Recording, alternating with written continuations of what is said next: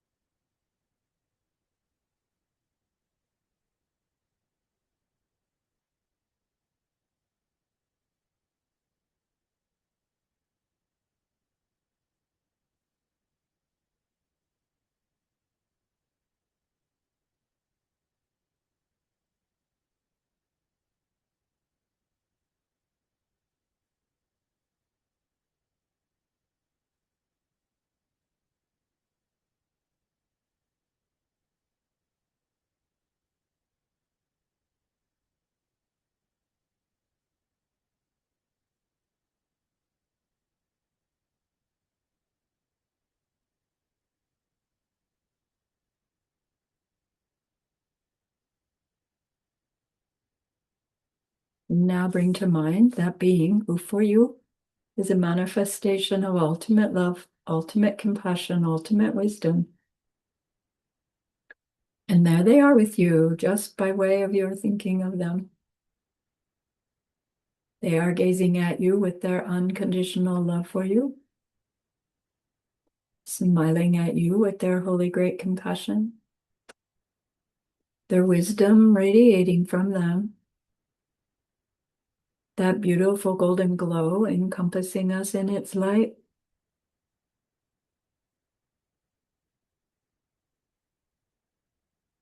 And then we hear them say, bring to mind someone you know who's hurting in some way.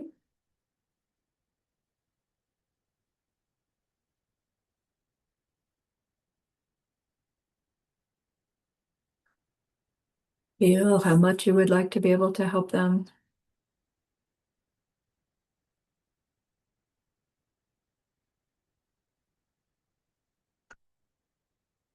Recognize how the worldly ways we try fall short.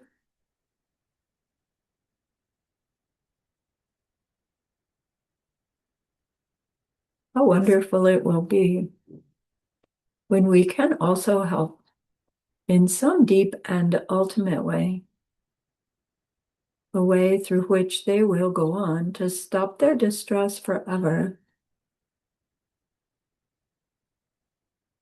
Deep down, we know this is possible. Studying emptiness and dependent origination, we glimpse how it's possible.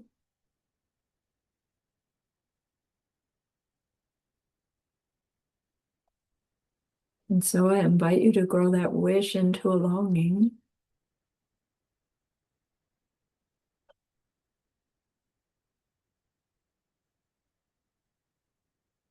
And that longing into an intention.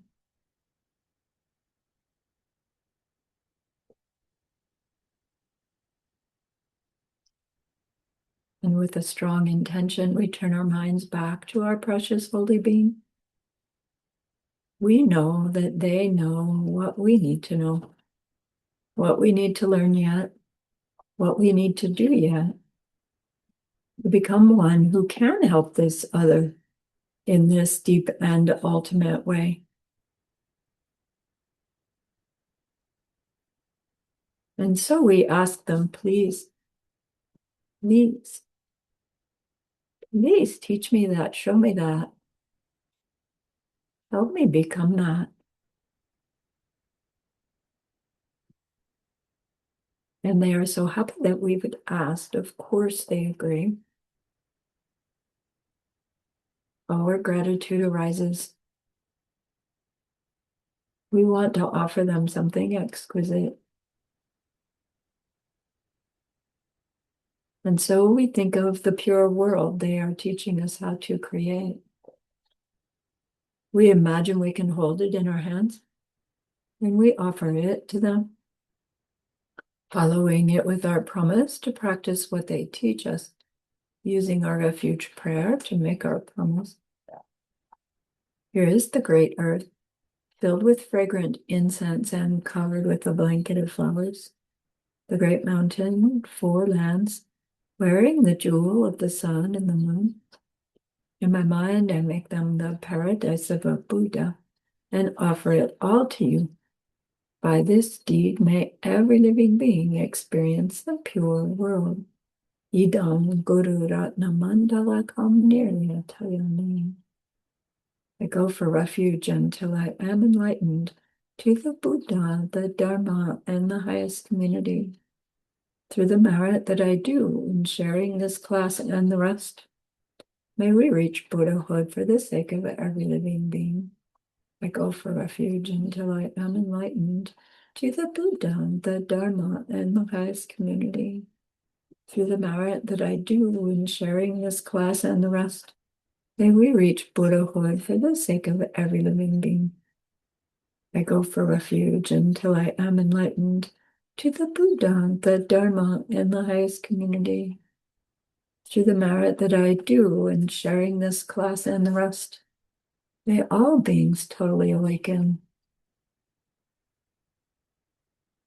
to the benefit of every single other.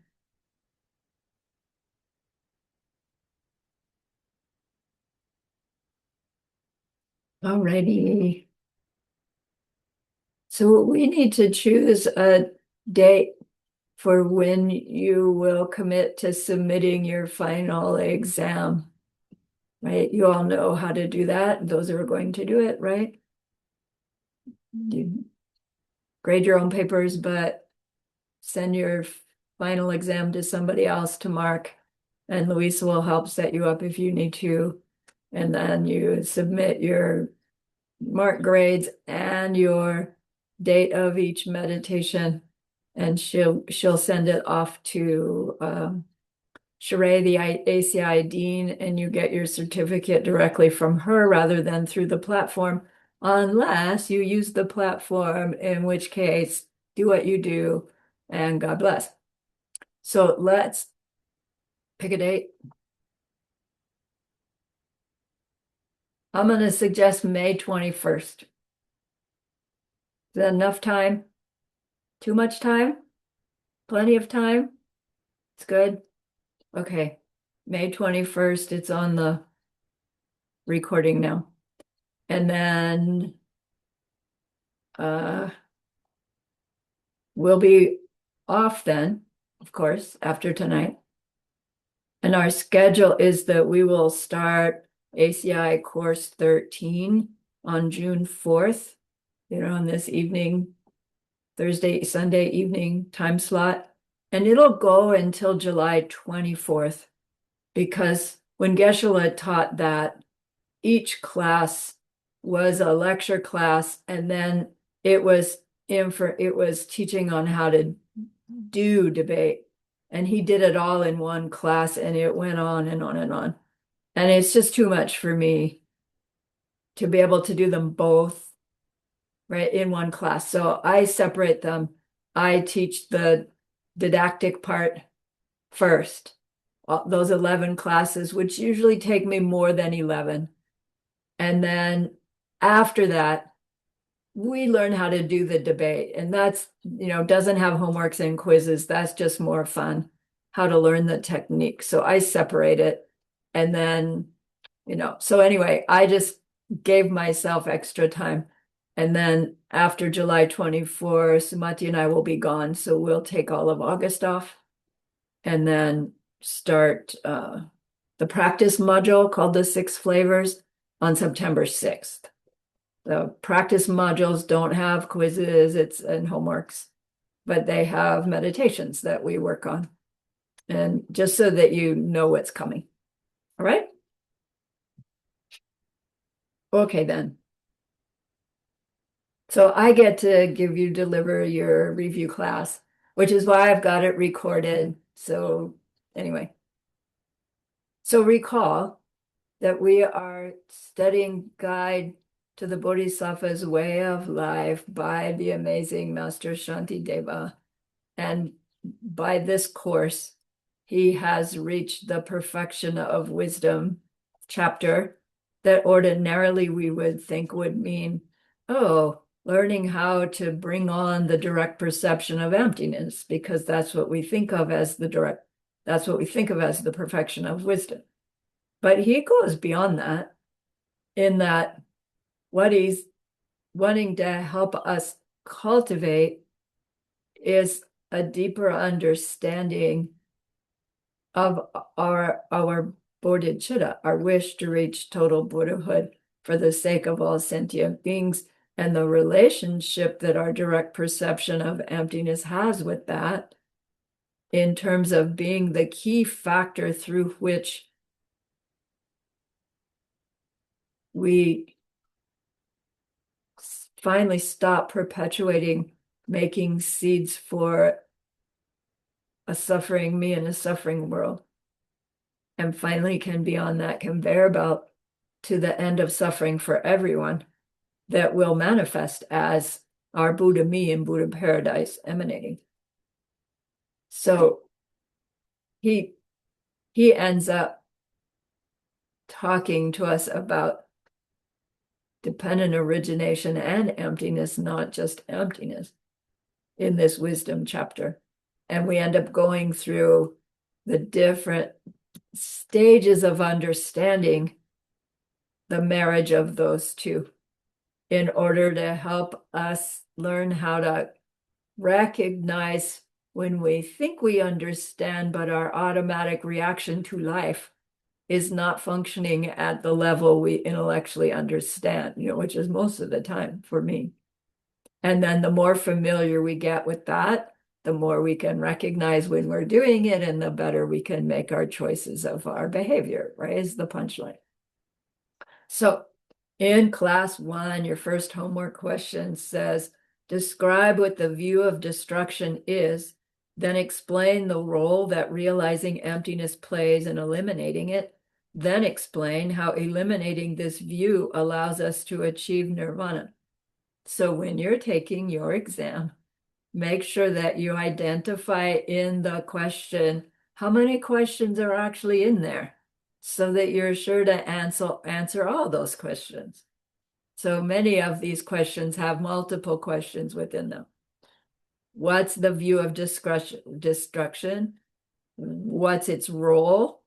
What's the role that realizing emptiness plays in eliminating it? And then how does eliminating this view allow us to achieve nirvana? So we know the view of destruction in Tibetan jikta means that way that we experience our reality, in which we hold, meaning we experience and believe the experience is true, that me and mine have some nature of their own. So then, because me and mine has a nature of their own, the feelings and the things that seem to cause those feelings. Now, let me take away the scene. The feeling and the thing that causes the feeling are not simply our projections forced upon us by our own past karma. So realizing this thing called emptiness allows us to see that no object has any nature of its own. And so whatever nature it seems to have, to me, the experiencer, is a perception that's forced on me as a result of my own past deed. So if my experience is believing that the object of the experience is giving me the pleasure, then my belief that that's true makes me do something to keep that, to have more of that. And just whatever I do, believing that the pleasure comes from the thing, And what I do to get the thing is really making what happens next is enough to create the mental imprint to create a future result that's either pleasant and wear out or unpleasant. So we're already starting to understand that when we see that things are empty of those natures that we believe they have, oh, then what's there is my own result of some way in which I behave. So I want to behave in ways that will bring just pleasure for me at the very least. So you don't need all that in your answer. You need the view of destruction holds me and mine as having some nature of their own. And we need realizing emptiness allows us to see that no object has any nature of its own. And so whatever nature it seems to have has to be coming from me because I'm the one seeing it that way. And then we see that if that object is good or bad, pleasant or unpleasant, that's part of the projection forced on me. And so therefore, I can create future circumstances that will only be pleasurable. I can create future circumstances where it's impossible for me to project a negative emotion. And that's nirvana. Okay? Question 1. Question 2. Name the two truths. Are they actually two different kinds of truth? And if not, why are they called truths? And what object is it that's divided into the two truths? So we know the two truths are called deceptive truth and ultimate truth. And we know there are not two different kinds of truth because deceptive truth is only called truth because the ignorance takes its object to exist in truth, meaning self-existently, meaning in it, from it. But things don't exist like that. So it's not a truth. Ultimate truth is ultimate reality, which is why it is called a truth, because it's the word we use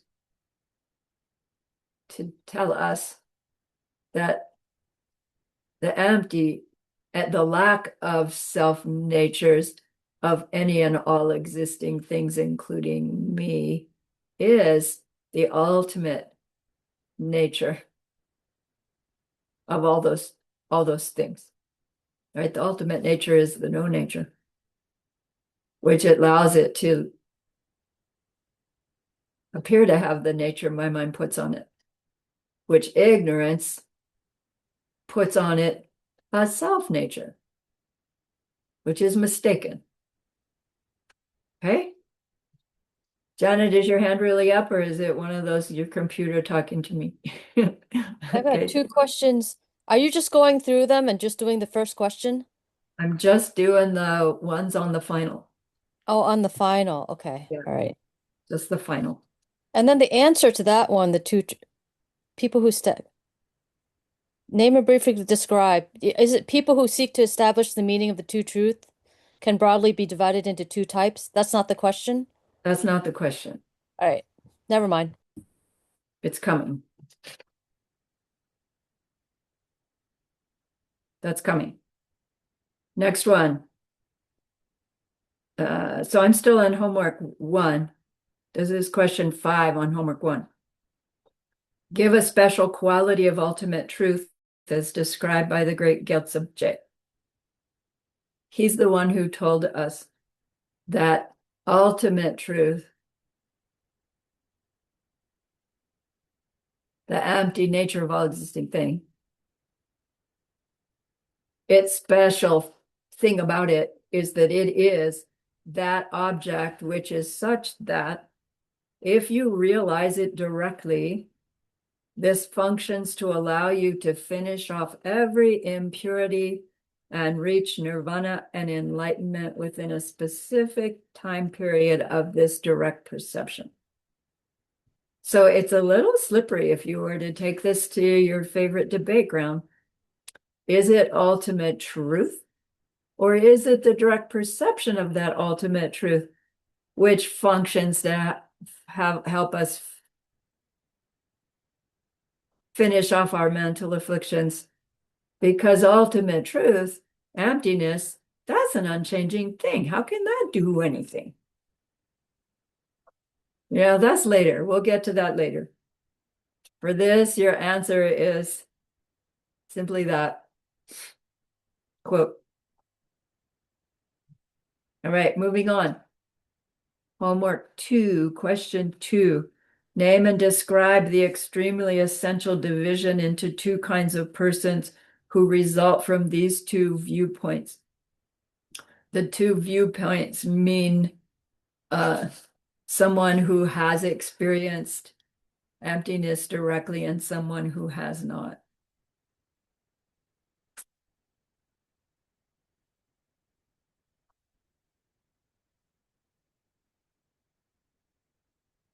So the difference we've learned is that someone who has perceived emptiness directly now has this different quality that we use the term realized or extraordinary to convey. And in Sanskrit, we use the term Arya, and in Tibetan, we use the term Pakpa. That reveals that they are now superior to any way they've ever been before. It's not comparing them to other beings, although we can't help but do that. It's that they now have an awareness of reality that they never had before.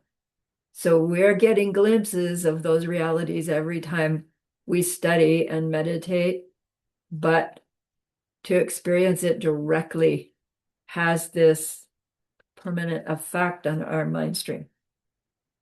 It makes it such that as Arya, as Pakpa, we are on that conveyor belt to the end of suffering life. And so also they gain the term stream enter or gyunshuk from that moment. Then anyone who has not experienced emptiness directly, they are referred to as ordinary beings. So sokewo, sometimes also referred to as children, jiwa, or sometimes referred to as nearsighted, sirtong, meaning still believing that things are coming at us. Their identities are in them, from them, is what is meant by nearsighted. All of those terms refer to someone who has not yet seen emptiness directly, because in that case, that mind is automatically planting seeds for perpetuating suffering, even as we're trying so hard not to. Because the color, the stain of misunderstanding is still present. Okay.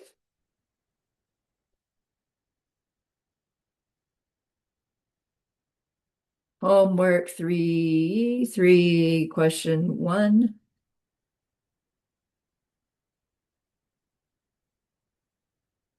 So we went on to explore what's meant by dependent origination and emptiness and how the term karma relates to that.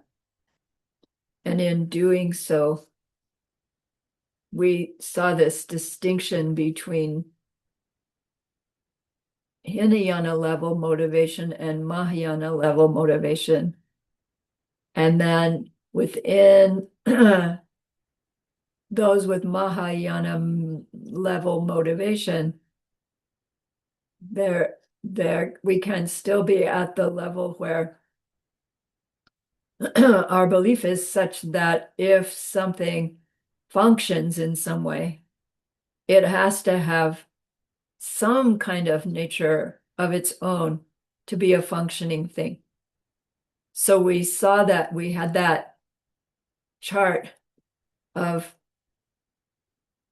detailless sutras and mind only as functionalist schools, but mind only functionalists are motivated to reach their total enlightenment for the sake of all sentient beings. So they are greater vehicle. And then we have middle way that explains dependent origination and emptiness a little bit differently.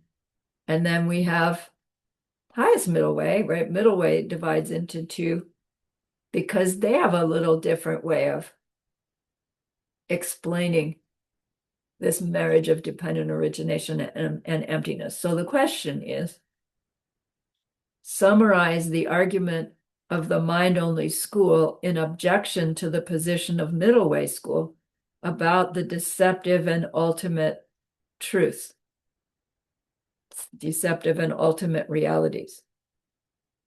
So middle way school has said no object has any nature of its own. And mind only hears that and can't help but believe that means that the thing doesn't exist at all, which is absurd. And so they debate. They say, if no object has any nature of its own, then the state of mind in which we recognize the illusion itself can't have any nature of its own. And so therefore, you middle wayers, you must believe that the state of mind that recognizes the illusion doesn't exist. And of course, middle way says, no, we're not saying it doesn't exist. We're saying it has no nature. So mind only says, if the state of mind that perceives the illusion has no nature, that means it doesn't exist. That means it can't happen. There'd be no subject state of mind that took the fact of the illusion as its object. And everybody knows that no object can exist if there's no subject mind to perceive it. Says mind only. They agree. It takes a subject mind perceiving an object for that object to be established as existing. So if that subject mind perceiving the illusion is itself an illusion, how can it be doing anything? There's no water in a mirage. Illusions don't exist. That's why we call them illusions. So therefore, middle way, your mind can't experience the illusion the way you say you can. So the illusion can't exist. That's mind only, speaking to middle way. Then the next question is, how does middle way school answer this objection? And I'm just going to read you the answer because I've been chewing on this one for a long time. And I don't totally agree with what the answer is. So they say, here's middle way answering mind only school. They say the same argument then applies to mind only school itself. Mind only school also believes that things do not have a nature in the sense that they are an illusion, but only in the special sense that things which appear to be external objects are actually of the same substance of the mind, which means they grow from the same karmic seed, which creates the state of mind that observes those external objects. Mind-only school claimed to middle way school that if things had no nature, they could not exist at all. But in this case, again, the illusion could not exist because there would be no state of mind that was thinking of them as external objects. And I don't understand how that rebuts mind only saying if there's no mind perceiving, if the mind perceiving the illusion is also an illusion, then you don't have a mind that can perceive an illusion. And middle way is saying, same argument for you. Which of course mind only says, no, it's not the same argument. Because we see the illusion, we think the object has its own causes and conditions, which it does.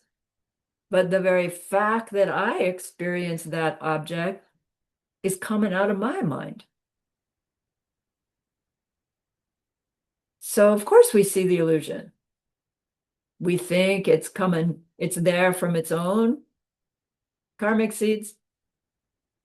And it is, but not the one I see. The one I see is coming from my karmic seeds, so that me and it are together. And it's like the two schools are not arguing the same point, which is why it's so slippery. All right. Moving on. Thank goodness we don't need to do the bear bite. The next one is homework 4, question 3. Relate the 6-step process described by Lord Maitreya, which links the failure to perceive emptiness to the suffering we must go through. So the first thing they talk about, which don't think of it as in the beginning there was nothing and then this happened. It's like we have to pick it up in a circle somewhere, and here's where we're going to talk about it first. So we start this life already possessing the mental potential for the 2 forms of grasping to self-existence. From past experiences, we start the next life with those seeds. The 2 forms of self-existence, me and mine, me and whatever experience I'm having. These seeds ripen and cause us to have the 2 kinds of grasping to self-existence. There is a me and there is another. And so therefore there is interaction between, in them, from them. This causes us to focus on the nice things and the ugly things as if they exist from their own side. The niceness or the not niceness is in the thing. And this causes ignorant liking, ignorant disliking. So the pleasantness or unpleasantness is separate from the liking the pleasant and disliking the unpleasant. The ignorant liking and disliking causes us to do mistaken deeds to get or avoid, and that collects karma. Collects karma means plants the new seed. And so factor 6 is karma pushes us to wander through that circle of suffering. our karma perpetuates the circle of suffering. Okay? Next. Question 7, class 4, question 7. How does Master Shantideva answer the concern that meditating upon emptiness might feel a little scary? Yeah, he says, come on, your life is scary. Like every interaction you do trying to get happy is just gonna come back and burn you. Like, isn't that scary? To recognize that none of that has to happen, that all of it is mistaken because nothing has any nature of its own. Oh my gosh. Like that's wisdom itself. That's how we stop all that suffering. So the answer, he says it in a little nicer way. He points out that the tendency to see things as self-existent is the cause of all the suffering in the world. And so if we are going to be frightened, we should be frightened of that, all the suffering in the world. The wisdom which realizes emptiness, on the other hand, is the cause of the ending of all of that pain in the world, and thus all the fear in the world. And so understanding that, we would be eager to meditate on it. But it is true, at least to my experience, that the closer we get in a given meditation, that there is a point at which fear comes up. And if we know it and know that that's going to be projections as well, we can work with that before we even get there. And then you can prove me wrong that it doesn't come up at all. And you slide just right through into your direct perception and don't get booted out by the fear, because it doesn't have to be there, but it's pretty common. So next, question 5. Homework 5, question 1.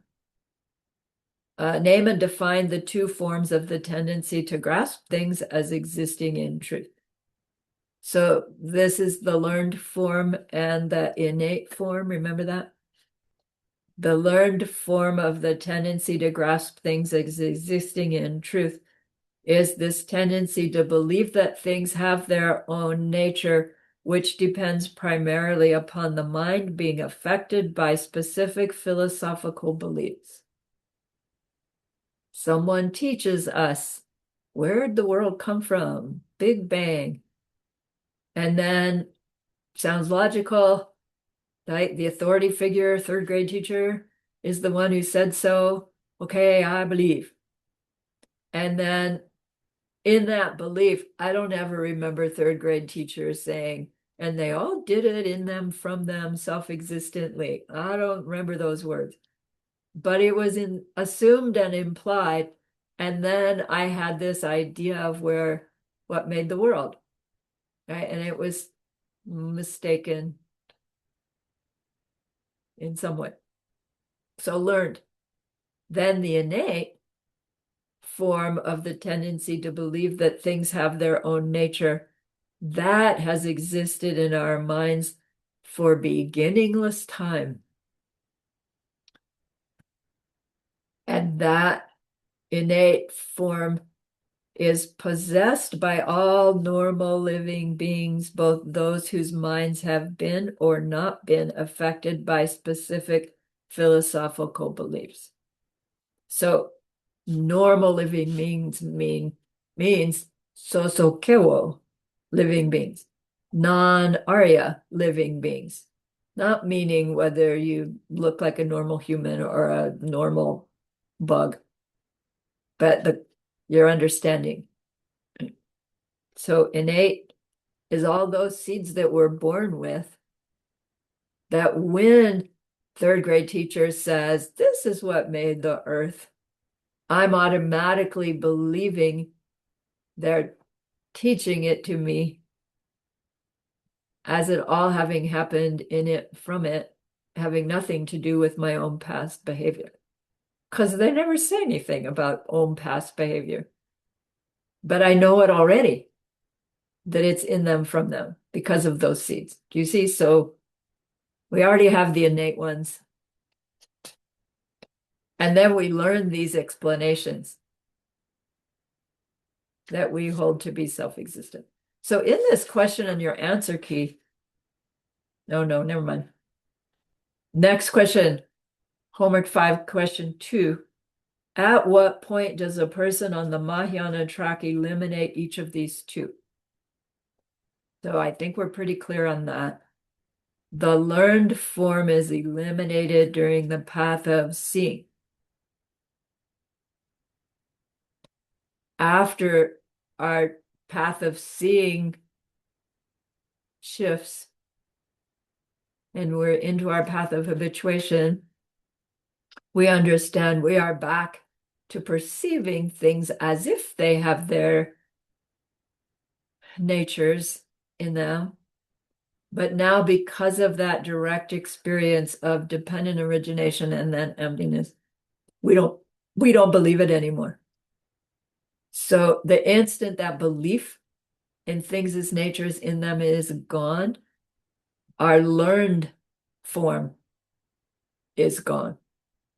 Anything anybody teaches us about why or how things happened, we will hear explained as self-existently, but we will not believe it because we know from direct experience, no, mental seeds by way of behavior. But the innate form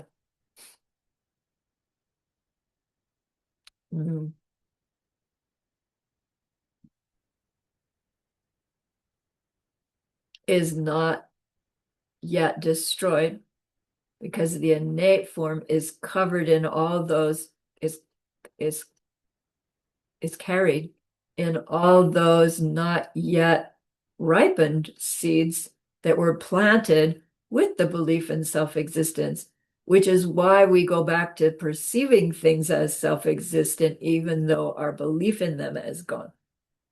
So it takes time to burn off and sufficiently damage those past belief in self-existent carrying seeds until they cannot make it over the threshold into manifestation. And that happens at the eighth Bodhisattva Bhumi. So at eighth Bhumi, we could say we reach Arhat. We reach that mind that can no longer have a mental affliction and no longer has seeds that could ripen one.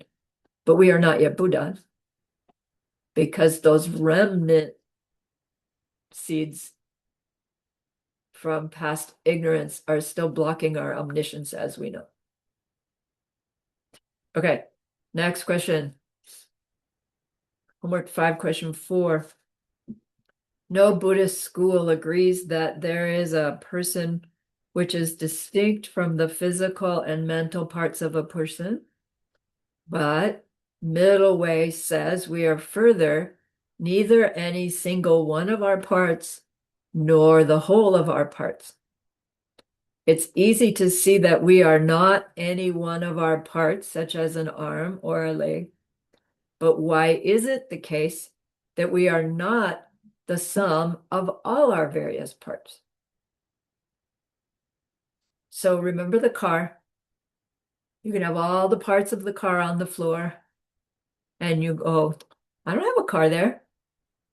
And then the parts get all assembled, and it looks like we've got a car there, but it's missing something. That thing that's there isn't there until something else happens. Remember what has to happen? You know the punchline. The experiencer's seeds have to ripen car onto that information. So now apply that to your person or apply it to somebody else as a person. Are they all their parts put together? We want to say yes, but they aren't until our mind takes all those parts and says, oh, Svetlana, oh, Katya, oh, Zarani, right? Doing it to myself. Is that just another part of the thing? No. Is my perception car just another part of the car? No. It's coming from me. It's actually a part of me, which is a little scary. That makes a part of me, makes that car. Not a part. So the same for our me. Why isn't all my parts together me? Because it still needs my projection me to make me. And my projection me is not just another physical part. It's a mental image ripening. It gets slipperier when we're trying to apply it to me because we want so badly to say, no, my projection me is another one of my parts.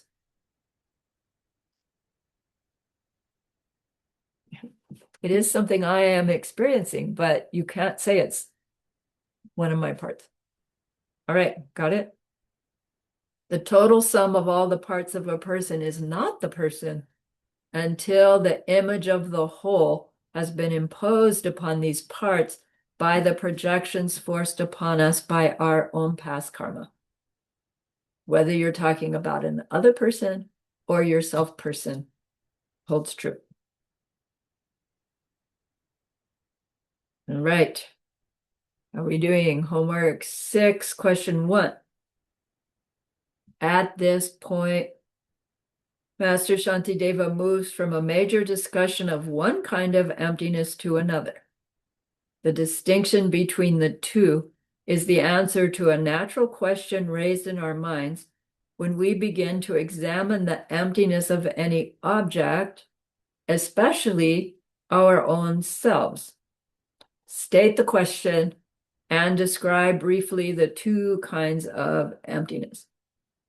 So the question, when we understand that we are only a concept imposed on a collection of parts by force of our past karma, we begin to wonder whether the raw data itself is also a concept imposed onto its own parts. That is, we begin to draw the distinction between the emptiness of our me, emptiness of us, and the emptiness of our parts. I remember Geshe-la's class. Somebody finally asked, yeah, but what about the parts? And he carefully didn't go there until course 12 with his group of people that he's been cultivating for, I don't know, 2.5 years by then, 3 years by then. It was only at this point that he was willing to go into what about the parts.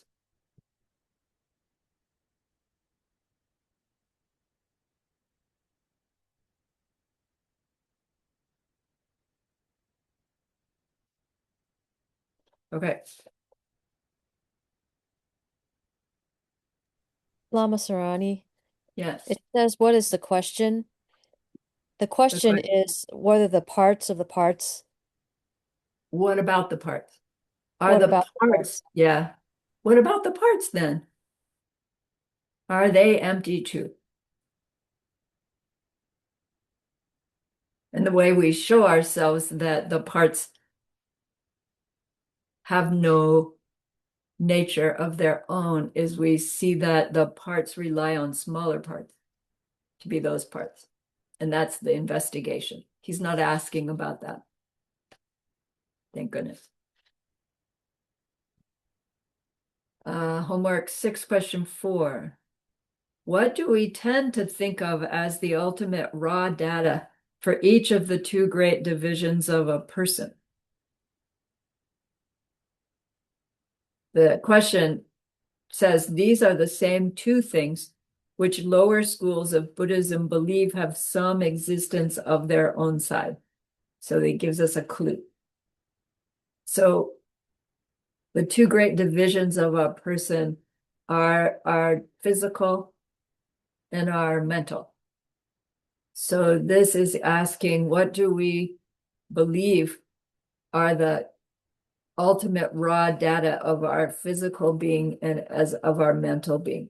Like, what's the smallest particle that if we have some nature of our own, there must be some smallest particle that you can put another one next to and another one next to that, and you can build up this physical body that has this tangible form that can do something. If it's dependent on its parts, there has to be a part that we can rely upon. So let's go look for it. That's what we did. And, we looked for a smallest physical particle that must be there in order to put it all together to become this. So we tend to believe the ultimate raw data of our physical body is a smallest physical thing, which they use the term atom, which now we know they're smaller than that, but the atoms that at any given moment make up what we call our physical body is what we believe to be the ultimate raw data of our physical body. Not highest middle way, right? Highest middle way knows that's just what appears to be the ultimate nature of our physical body, but isn't. Right? So the question isn't asking from highest middle way viewpoint. It's from us, ordinary beings. What do we believe? Then the ultimate raw data of our mind parts aspect, we say is the shortest present moment of awareness that gets put together into the stream of my mind. So the ultimate raw data for my mind is this stream of present moments of awareness that over a lifetime make up what we call our mind. Right? Homework 6, question 9. Why will suffering ultimately be eliminated in every living being? Why? Because the truth is stronger than the lie. Because the root of suffering is a misperception of the true nature of things. And being a misperception, it's totally inferior to and powerless compared to correct view, which is the ultimately powerful antidote. So it's implying that sooner or later, every consciousness will figure out that it's making a mistake and come to experience the mistake directly so that they experience the absence of the mistake directly and then work to fix all the mental seeds that were made when the mistake was not understood to be a mistake. You don't need to say all that. Just the bit about the root is a misperception. And so it's ultimately inferior to truth.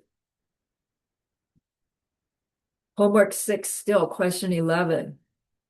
Name and describe the meaning of the names to each of the three kinds of compassion as presented by Master Chandrakirti in his classic meaning commentary upon Arya Nagarjuna's root text wisdom.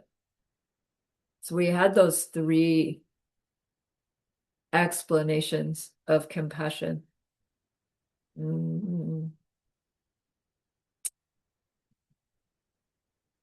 there's the compassion which focuses simply on living beings.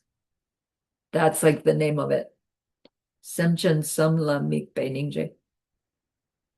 This is the compassion found in the mind of someone who's simply focusing on a living being and not making any kind of distinction as to whether they are self-existent or not, whether they are a changing thing or not. We're not really analyzing them and their suffering and where it came from. We're just willing to recognize there's a living being and they are suffering. And we care, right? That's why we call it compassion. We could recognize someone's suffering and not care, and that wouldn't be compassion. It's like to have a sense of, oh, that's too bad. Then there's the compassion which focuses upon things found in the mind of someone who understands that the suffering beings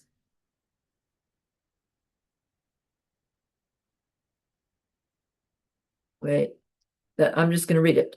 The compassion which focuses upon things is found in the mind of someone who understands that the suffering beings their compassion focuses upon are changing instant by instant.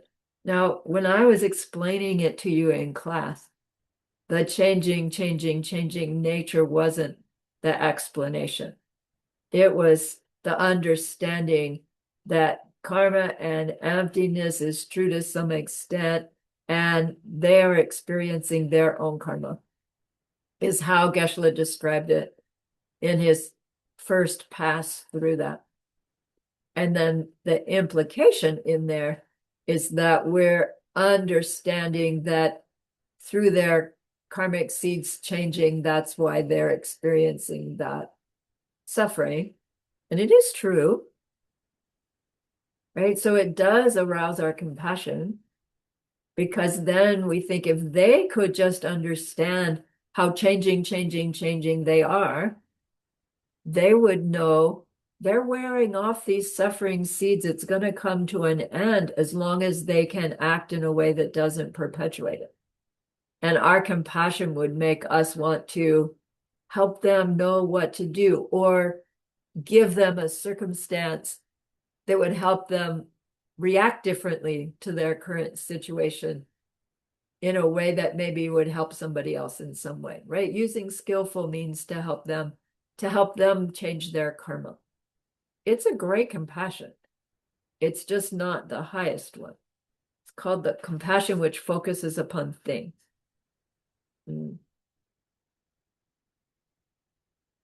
The benefit to the one who has that compassion is that when we do perceive that other as this changing being, then we are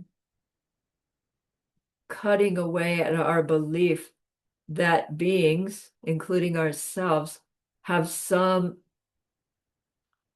quality to us that is unchanging, that's there, like a soul, like a me, that is the me, that's always me. And yes, I experience all these different things, but it's always me, which is true.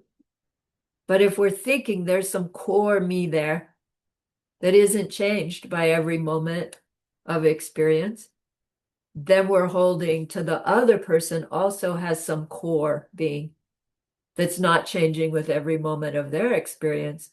And if that core person, either them or me, is perceiving itself as a suffering being, then that core being can't change, right? Please don't let it be so that there's a core suffering being, because if there is, we're stuck.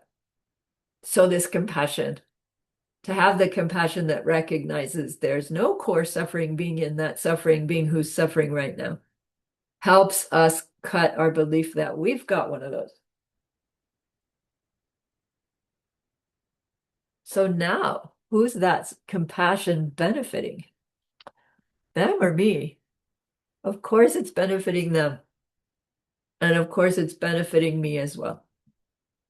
So then the third compassion is the compassion which focuses on nothing, which the words sound like, what kind of compassion is that? If you look at somebody who's suffering and you say, nah, you know, they're not really there. Their suffering's really not suffering. And of course, that's not what it means, although the words sound like that's what it means. So the compassion which focuses on nothing is the compassion found in the mind of someone who's able to make the distinction that the suffering being upon whom they are focusing does not exist truly, despite the fact that their tendency to see things as existing truly does see this person as existing truly. Well, that's slippery. Meaning an Arya, not Arhat, who's perceiving someone with their suffering, seeing it as self-existent suffering, knowing it's not self-existent suffering. So the compassion which focuses on nothing means it's the compassion that arises when the mind can't see the emptiness but knows it's true. So they're focusing on the empty nature of the being who's suffering, the suffering itself, the self who's perceiving them, where it's all coming from, and what I'm inclined to do about it. To understand the emptiness of all of that doesn't make the suffering disappear. It doesn't mean we don't do anything. It means we clearly understand where it's coming from and what to do about it. Yes, Janet, This is not Chen Rezig, right? That's a separate thing. that's a separate thing, but it's the same verbiage. Mikmei ki ningje. So Chenrezi is Mikmei sewe turchen Chenrezi, right? The one who perceives nothing. But then we say Chenrezi is the one who perceives everyone with eyes of love. How can you perceive nothing and perceive everyone? Yeah. So Chenrezi's compassion is certainly beyond this one because they're not just Arya, right? Total Buddhas have holy great compassion. It gets bigger than this. Okay, let's take our break.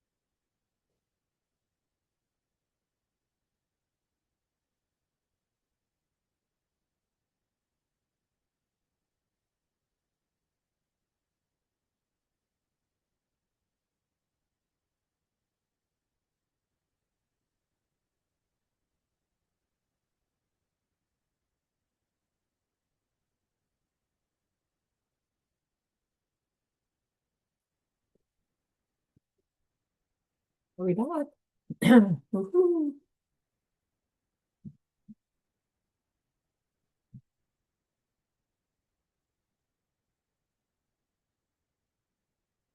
All right, homework 7, question 2. Our impure capacity to have good and bad feelings, both physical and mental, plays such a large role in creating the suffering world that the ability to feel was taught to be a whole separate heap or part of the body by Lord Buddha,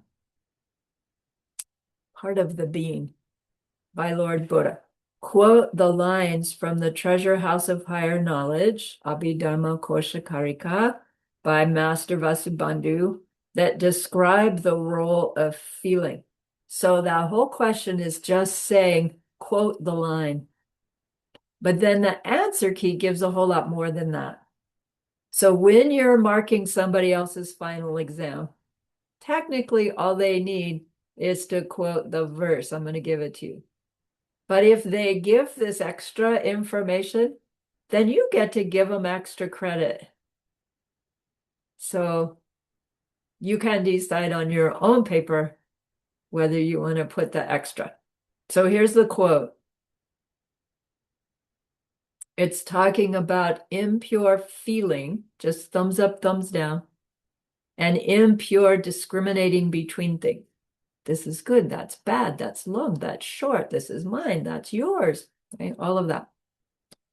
Those two are designated to be their own heaps in the 5 heaps that make up our being, our living being. So here's the quote. They, those two, are the root of conflict and the cause of cyclic life, a reason for the order. Thus, feeling and discrimination among the mental functions are set apart as heaps. So out of the 46 or 52 mental functions, 46 taught in the Abhidharma system, only 2 of them were spoken by Lord Buddha to be whole separate heaps. Impure feeling, that Zorwa Sakche, and impure discrimination, Dushe Sakche, because they are the root of conflict and the cause of cyclic life. Geshe gives a short explanation. People engage in conflict because they distinguish between theirs and mine, yours and mine. And to get what feels good and to avoid what feels bad, we act. And thus we accumulate the power of karma, which causes the cycle of suffering. The order of the 5 heaps is also determined by relative subtlety from physical matter to consciousness. And these two reflect this order. Physical matter is the most gross. Feeling, just thumbs up, thumbs down.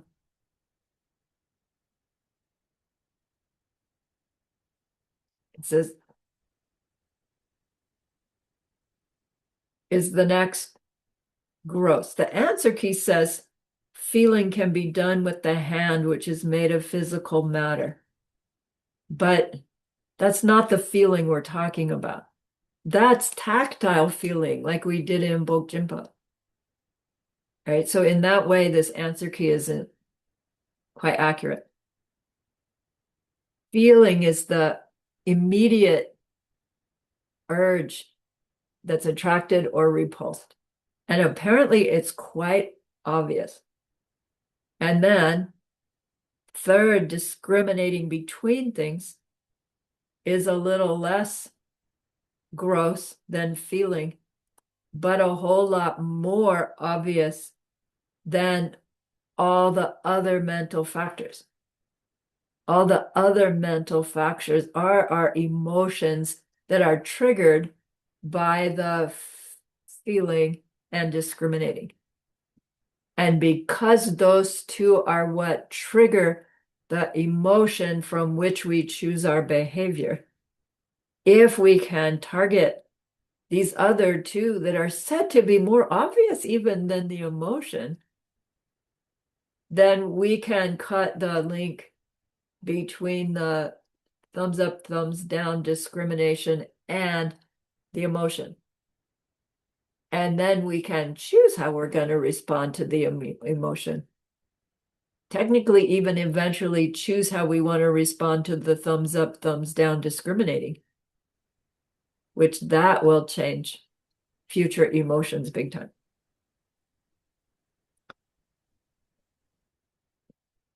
In the other factors is the hope that one does not suffer and the wish that one has pleasure. And then, of course, the final heap is the heap of consciousness, which is the most subtle. Yes, Janet. So I was talking to someone about this, about how the home works. Like I kind of correct. Not when I did it, because I did this a year ago, but Uh-huh. only Wednesday, not, or was it Wednesday? Yeah, today's Thursday. Only yesterday you said that word feeling, like touching something and then how Yeah, you feel, whether something's good or bad. And he put it right there, you touching it with did. the hand. I know. No, and it's like, nah, let's get consistent, and I don't have any explanation, and I'm not going to go back in there and change it. It's not up to me to do. I know, but then you see how like I don't, I also, not just this one, but I also saw places where I wouldn't have answered it that way, and Right? where a teacher not long ago had said something different. Yeah, So yeah, I don't know. yeah. I mean, it's not a good or a bad things. I just noticed it. That's right. And And then that's, that is what I noticed, what you just showed us right there. yeah, good, good. And then, of course, in our big scheme of things, it absolutely does not matter at all what score you get given in your final exam, right? What matters is seeing us complete the project the way we were asked to complete it. And it's better to think this stuff through and say, wow, I would word it this way. And I would keep checking to make sure that my wording is pointing me in the right direction, not giving me an excuse to stop trying to dig up what's actual. But that's fine with me. If you say certain things in your own words, I mean, maybe write down what you know the answer key wins and then add your own comment. That's great because it shows that we're thinking about it and we're working on it. And that's more important than just regurgitating the right answer, which is where I was at when I was doing these the first time 25 years ago. Egads. So I've learned something along the way. Yeah. Okay. But thanks, Janet, for bringing that up. Next is homework 7, question 3. What makes a feeling impure? Because the important thing about feeling and discriminating is not that we're doing it, it's that we're misunderstanding something as we're doing it. So, what makes a feeling impure is when a feeling is involved with ignorance. Well, ignorance according to whom? Ultimately, misunderstanding the true nature of an object, and so therefore willing to do an unkind deed to obtain a good feeling or an unkind deed to avoid a negative feeling.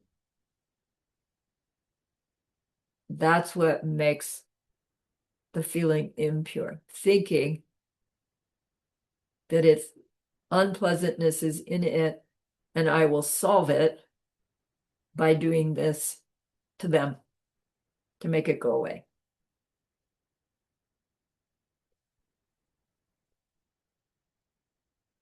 Homework 8. Question 3. Give a general description of the object which the middle way denies. That is, describe what it is that emptiness is empty of and give a metaphor for it. So what's the object that the middle way denies? The gacha. The object denied by middle way, called the gacha, is or would be a self-existent thing, meaning a thing which could exist without being a group of parts that we are forced by our past karma to conceptualize in a certain way. We grasp to this object continually, but in fact it does not exist, never did exist, could not exist. And so a metaphor for it would be like a full-sized living two-headed purple elephant in our room right now.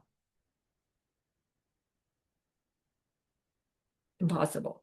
An impossible thing.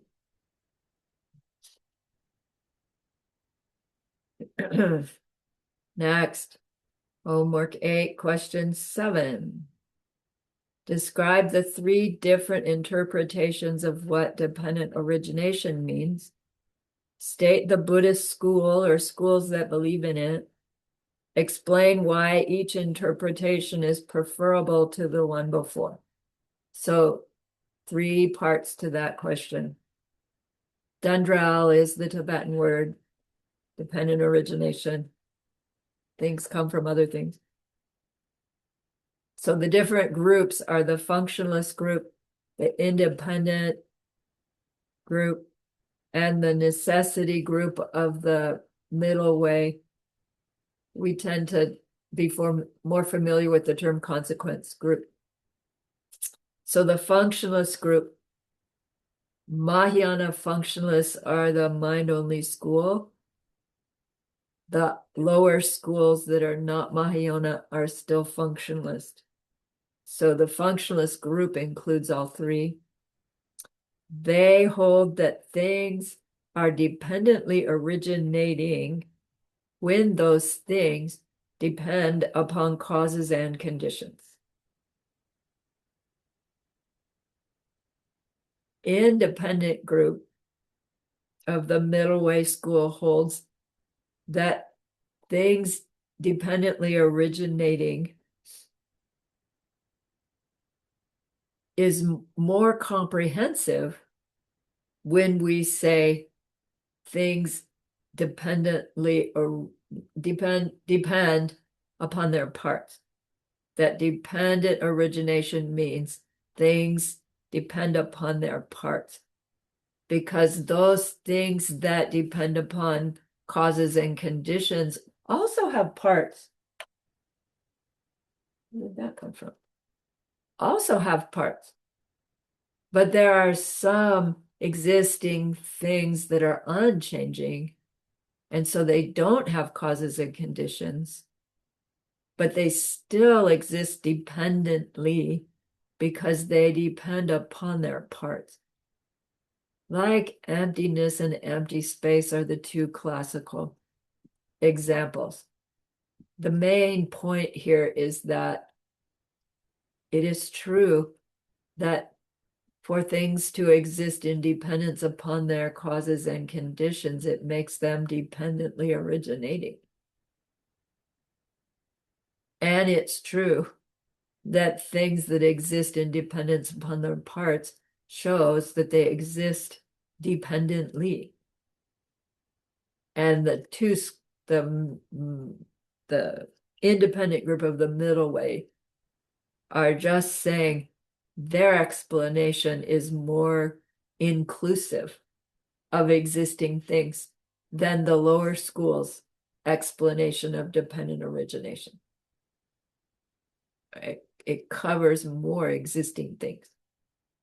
Then highest middle way school, they say, well, things existing dependent originating by dependent, things are dependent originating when they depend upon a projection forced upon us by our past karma, which is causing us to interpret a collection of parts in a certain way. And they say every experience is experienced in that way. So it's more inclusive even than saying dependent origination means things exist depending on their parts.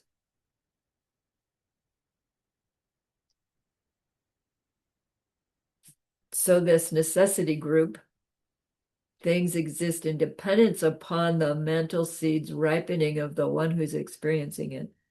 This explanation is immediately applicable to understanding how to reach nirvana and enlightenment, since we understand the exact method for changing our future reality, which is what?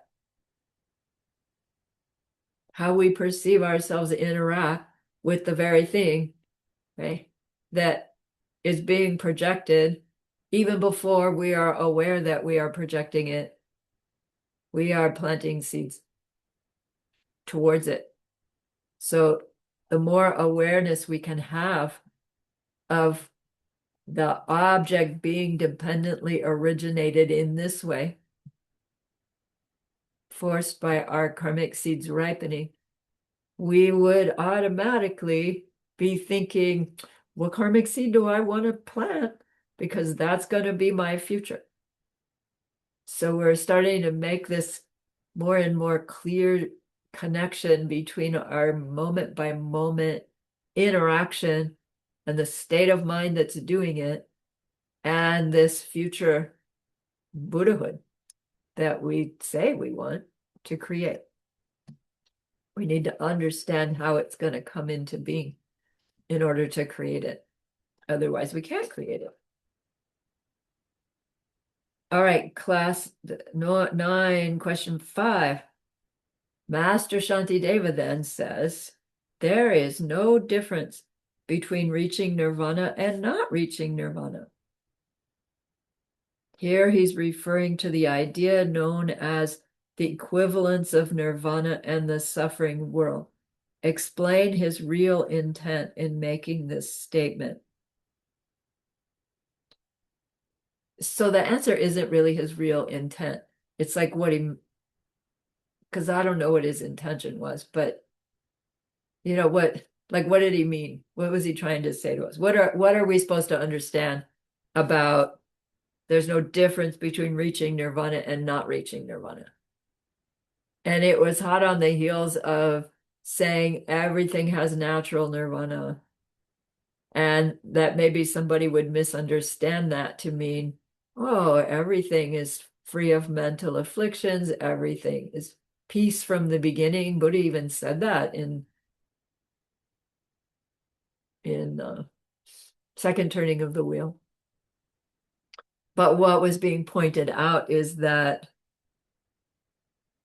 the ultimate nature of nirvana is empty of self-existence, and so to perceive ourselves as having a mind that's in nirvana will be forced on us by the ripening seeds having been created by past behavior, whatever it took for us to reach that point where we have no more mental afflictions or seeds for more. That will be forced on us by the ripening result of our seeds. And not reaching nirvana or not being in nirvana is also empty of any nature of its own. We are experiencing ourselves as not nirvana, as suffering beings, forced by the ripening results of our mental seeds. And there's no samsara other than that, and there'll be no nirvana other than that, and there'll be no Buddhahood other than that. So technically, there is no difference because their ultimate nature is equally, identically empty, not one and the same emptiness, but their ultimate nature is identical, empty of self-nature.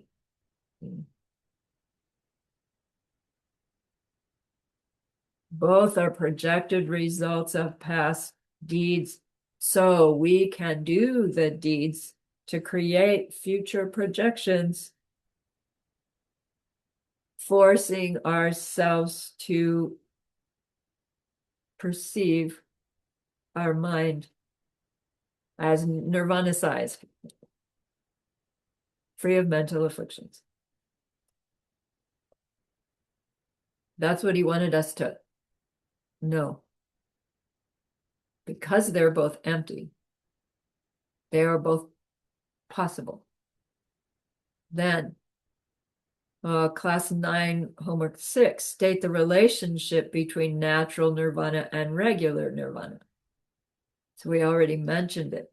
Because all objects have natural nirvana or emptiness, it's possible for us to achieve nirvana and Buddhahood, since our merit, our good karma, wisdom good karma, will force us to see our minds and world as totally pure. Then question 8, explain the best method for truly understanding the classical proofs of emptiness. And he taught us the best method for truly understanding the classical proofs of emptiness is to repeatedly request the blessings of your root and lineage lamas, which are also not self-existent. The lamas are not self-existent. Their ability to bless us are not self-existent, which is why there can be lamas who can bless us when our seeds ripen for that projection. All right, we're on to class 10.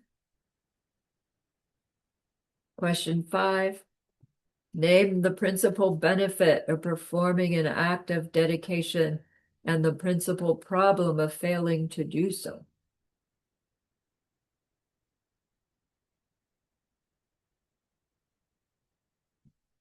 Our good karmas that would have created only a small spiritual result create increasingly greater results if they are dedicated to total enlightenment for the sake of others. Our good deeds that are not dedicated tend to wear out. Not tend to, they will wear out. Homework 6. As he closes his, no, question 6. As he closes his presentation on the stages of the path, Master Shantideva dedicates the virtue of his great accomplishment to the continued flourishing of the Buddhist teachings in the world, using a metaphor to describe them. State the metaphor and explain it.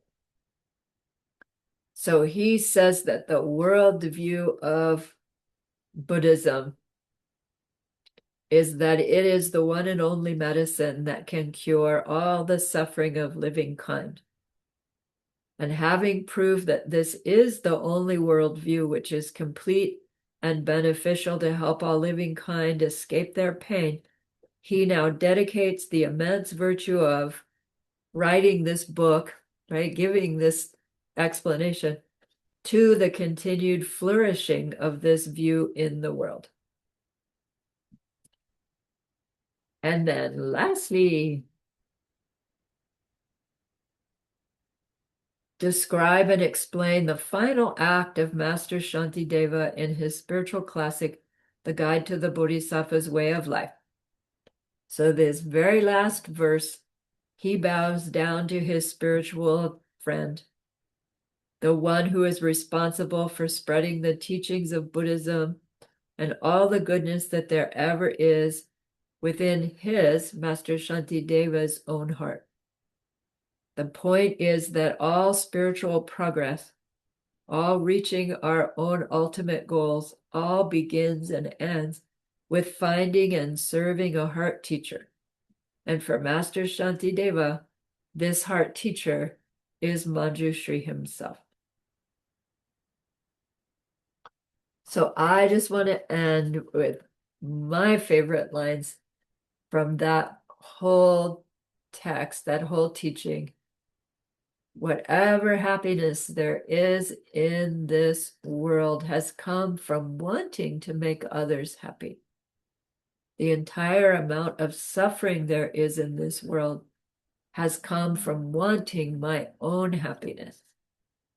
What need is there for many words? The children of the world do their deeds for their own benefit. The able ones, the wise ones, work for the benefit of others. Come and see the difference. So, congratulations on studying all of the Guide to the Bodhisattva's Way of Life. It's extraordinary, truly. Rare and unusual. So please, please be happy with yourself. Understand how unique and special you are.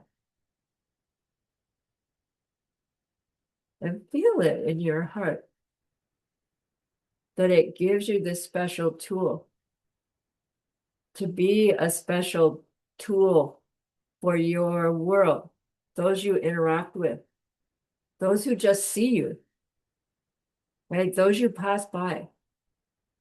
Because of these seeds that you have, your growing understanding. It's in your vibe, it's in your aura, whatever, right? Whatever sense we have of this energy being that we are.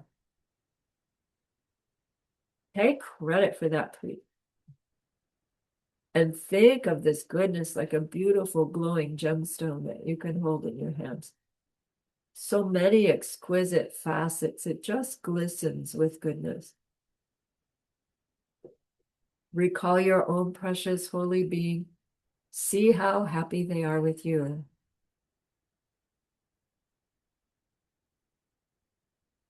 Feel your gratitude to them. Feel your reliance upon them. Ask them to please, please, please stay close. To continue to guide you, help you, bless you, show you, push you, challenge you, whatever is needed. And then offer them this gemstone of goodness. See them accept it and bless it. And they carry it with them right back into your heart.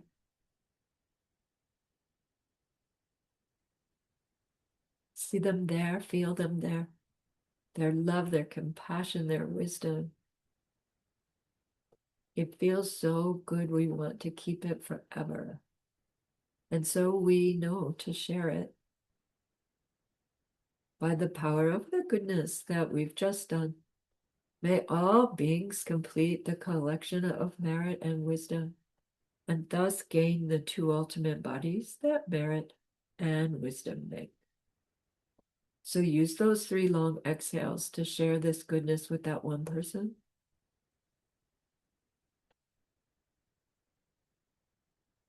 To share it with everyone you love. To share it with every existing being everywhere. See them all filled with loving kindness, filled with wisdom. And may it be so.